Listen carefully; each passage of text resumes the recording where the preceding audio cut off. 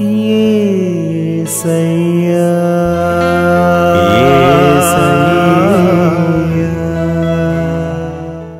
హల్లెలూయా. దేవునికి స్తోత్రం. ఈ వాక్యం వింటున్న వారందరికీ యేసుప్రభు వారి నుండి ఆశీర్వాదం, ఆరోగ్యం, ఐశ్వర్యం, సంతోషం, సమాధానం, నిరీక్షణ కలగాలని ప్రార్థిస్తూ, సమస్త మహిమ, ఘనత, స్తోత్రం యేసుప్రభు వారికే చెల్లిస్తూ, ఈరోజు మనం పరిశుద్ధ గ్రంథం నుండి తిమోతికి వ్రాసిన మొదటి పత్రిక 4వ అధ్యాయం 8వ వచనం చదువుకుని ధ్యానించుకుందాం. శరీర సంబంధమైన సాధకము కొంచెం మట్టుకే ప్రయోజనకరమవును, కానీ దైవభక్తి ఇప్పటి జీవం విషయంలోనూ రాబో జీవం విషయంలోనూ వాగ్దానముతో కూడినదైనందున అది అన్ని విషయములలో ప్రయోజనకరమవును. మనము మన సొంతంగా ఏదేదో సాధించేయాలి, సంపాదించేయాలి, గొప్పగా అయిపోవాలి, పిల్లల్ని సెటిల్ చేయాలి అని అంతా మన చేతుల్లోనే ఉన్నట్టు, అంతా మనమే బాగు చేస్తున్నట్లు అనుకుని ఫీల్ అయిపోయి పరుగులు తీస్తూ ఉంటాము. అది కొంతవరకు చేయగలం, కానీ పరిపూర్ణత అన్నది యేసుప్రభు వారి వల్లనే సాధ్యం. మనము ఏ పని మొదలు పెట్టినా ఆయన చిత్తంలో చేస్తే అది బాగా సఫలం అవుతుంది. అది మనకు ఈ లోకంలోనే కాకుండా పరలోకంలో కూడా మన స్థాయిని పెంచుతుంది. ఇది మనం ఉపమానం ద్వారా తెలుసుకుందాం. నది సమీపంలో ఒక చిన్న పల్లెటూరు ఉండేది. అది లోతట్టు ప్రాంతం కావటంతో అక్కడి ప్రజలు వర్షాకాలం ఇబ్బంది పడేవారు. భారీ వర్షాలు పడి వరదలు వస్తే ఆ ఊరు మునిగిపోయేది. ఒకసారి అలా భారీ వర్షాలు పడి వరద ఆ గ్రామాన్ని ముంచెత్తుతూ ఉండగా ఆ గ్రామవాసులంతా ప్రాణాలు కాపాడుకోవటానికి ఎత్తైన ప్రదేశానికి పరిగెత్తసాగారు.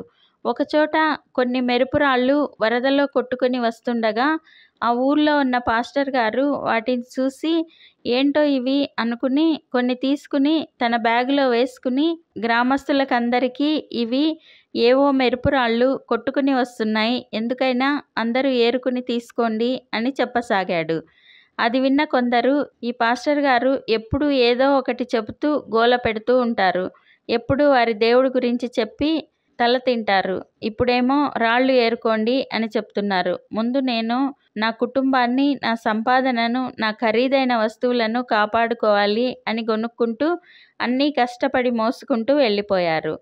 ఇంకొందరు ఏమో ఏ పుట్టలో ఏ పాముందో ఎవరికి తెలుసు, కొన్ని తీసుకుంటే పోయేదేముంది అని కొన్ని తీసుకుని వెళ్ళిపోయారు. పాస్టర్ గారి మాటల మీద నమ్మకం ఉన్న వారంతా ఆ మెరుపురాళ్లను బాగా ఏరుకుని వెళ్ళారు. వరదలు తగ్గాక ఊరివారు ఇక్కడ ఎప్పుడూ వరదలే, ఇలా తట్టాబుట్టా పట్టుకుని ఎగువ ప్రాంతాలకు పరిగెత్తలేం, ఆ ఎగువ ప్రాంతంలోనే ఇల్లు కట్టుకుందాం అని ఎవరి శక్తికి తగ్గట్టు వారు ఇల్లు కట్టుకోసాగారు. పాస్టర్ గారు ఎగువ ప్రాంతంలో మందిరం నిర్మించాలని ప్రయత్నిస్తుండగా మెరుపురాళ్ళు కనిపించాయి. ఇవి ఏమిటో అని బంగారు పని చేసే అతని వద్దకు వెళ్ళి సాన పెట్టించగా అత్యంత విలువైన వజ్రాలు అని తెలిసింది. దాంతో అన్నీ అమ్మి గొప్ప మందిరం, అనాథాశ్రమం, ఇల్లు కట్టించుకున్నారు. ఆయన మాట విన్న వారందరూ ఆ వజ్రాలను అమ్మి గొప్ప భవనాలు నిర్మించుకుని గొప్ప స్థాయికి వచ్చారు. నమ్మి నమ్మక తీసుకున్న వారు అయ్యో ఇంకొన్ని తీసుకుని ఉంటే బాగుండేదే అని అనుకోగా, అసలు నమ్మక ఏమీ తీసుకొని వారు అయ్యో ఆయన మాట విని ఉంటే బాగుపడేవారిమే అంటూ చింతించసాగారు. హెబ్రీయులకు రాసిన పత్రిక 4వ అధ్యాయం 2వ వచనంలో వారికి ప్రకటింపబడినట్లు మనకును సువార్త ప్రకటింపబడెను, కానీ వారి వినిన వారితో విశ్వాసం గలవారై కలిసి ఉండలేదు, కనుక విన్న వాక్యము వారికి నిష్ప్రయోజనమైనదాయెను. అందరికీ సువార్త ప్రకటింపబడుతోంది, కానీ విని విశ్వాసముంచని వారికి విన్న నిష్ప్రయోజనం అవుతోంది. మనం ఉపమానంలో తెలుసుకున్న పాస్టర్ గారు తనొక్కడే మెరుపురాళ్లను ఏరుకుని ఊరుకోకుండా అందరికీ చెప్పారు. విని విశ్వసించిన వారు గొప్పగా ఆశీర్వదింపబడ్డారు. నమ్మని వారు ఈ అద్భుతం చూసైనా మారవచ్చు, కానీ విని విశ్వాసం అసలు లేకుండా సణుగుతూ వెళ్ళిన వారికి నష్టమే కలిగింది. వారి శక్తితో వారి కుటుంబాన్ని, వారి సంపాదనని జాగ్రత్తగా కాపాడుకుంటున్నాము అని అనుకున్నారు, కానీ దేవుని మీద ఆధారపడితే వారికి అద్భుత రీతిగా ఆశీర్వాదాలు వస్తాయి. ఈ లోకంలో ఆనందంగా జీవించడమే కాకుండా పరలోకంలో కూడా నిత్య జీవం అనుభవిస్తూ ఇంకా ఆనందంగా ఆయన సన్నిధిలో యుగ యుగాలు జీవించవచ్చు. ప్రార్థన చేసుకుందాం. ప్రభువా, దేవా, సర్వాధికారి తండ్రి, మీ పరిశుద్ధ పాదాలకు వందనాలు, స్తుతులు, స్తోత్రాలు నాయనా. మీరు మా జీవితంలో జరిగించిన మేళ్ళన్నింటికీ వందనాలయ్యా. అయ్యా, మిమ్మల్ని నమ్మి మీ మీద ఆధారపడితే ఇప్పటి జీవం విషయంలోనే కాకుండా రాబో జీవం విషయంలోనూ అద్భుతంగా ఉంటామని వాగ్దానం ఇస్తున్న దేవా వందనాలయ్యా.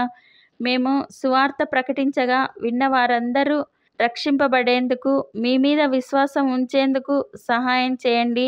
ఈ ప్రార్థనలో పాల్గొనేవారు అద్భుత రీతిగా ఆశీర్వదింపబడి అన్ని విషయాలలో గొప్పగా ఉండులాగున ఆశీర్వదించండి. మేము ఈ దేశానికి, ఈ ప్రపంచానికి ఆశీర్వాదకరంగా ఉండులాగున ఆశీర్వదించమని నజరేయుడైన యేసుక్రీస్తు నామంలో ప్రార్థిస్తున్నాం తండ్రి. Amen. Thank you Jesus. God bless you. మేము మా ఛానల్లో అందించిన ఇతర వీడియోలను కూడా తప్పకుండా చూసి మీ మిత్రులకు షేర్ చేయగలరు. ఇప్పటి వరకు మా ఛానల్ సబ్స్క్రైబ్ చేయకుంటే వెంటనే సబ్స్క్రైబ్ చేసి కొత్త వీడియోల నోటిఫికేషన్స్ కోసం సబ్స్క్రైబ్ బటన్ పక్కనే ఉన్న బెల్ గుర్తును క్లిక్ చేయండి. అందరికీ వందనాలు. ఎబ్బేజు ప్రార్థన చాలా చిన్న ప్రార్థన, కానీ బహు శక్తివంతమైన ప్రార్థన, నమ్మకమైన ప్రార్థన, తాను అడిగినవి తప్పక పొందుకుంటాననే గొప్ప నమ్మిక కలిగిన ప్రార్థన. కేవలం 4 మాటల్లో సూటిగా దేవుని ప్రార్థించి తనకు కావలసినవి పొందుకున్నాడు ఎబ్బేజు. తన సరిహద్దును విశాల